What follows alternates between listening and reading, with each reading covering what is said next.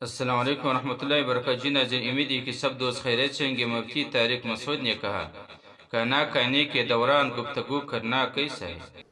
تو اصل میں وہ ہزل نہیں ہے کہ مذاق میں دے رہے ہیں، بلکہ وہ کہانی جو طے شدہ پہلے سے لکھی ہوئی ہے اس کو پڑھ کے سنایا جا رہا ہے اس میں.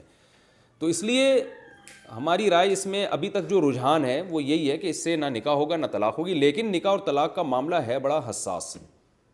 تو اس لیے اس میں ڈرامے والوں کو چاہیے کہ مذاق میں نکاح نہ کریں، یعنی حکایتاً بھی نہ کریں، کیونکہ بہت سے علماء اس کے قائل ہیں کہ طلاق ہو جائے گی بہرحال. تو طلاق اور نکاح ایسا مسئلہ نہیں ہے جس میں آپ اختلاف کی بھینٹ چڑھا دیں. اس کو احتیاط کے پہلو کو اختیار کرنا چاہیے. ڈرامے میں نہ طلاق دی جائے اور نہ نکاح کرایا جائے.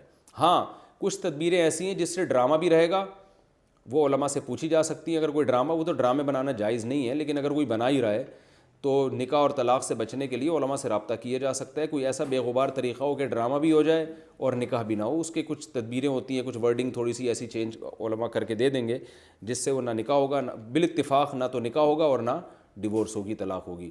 تو ایسے طریقے ہوتے ہیں، لیکن یہ کہ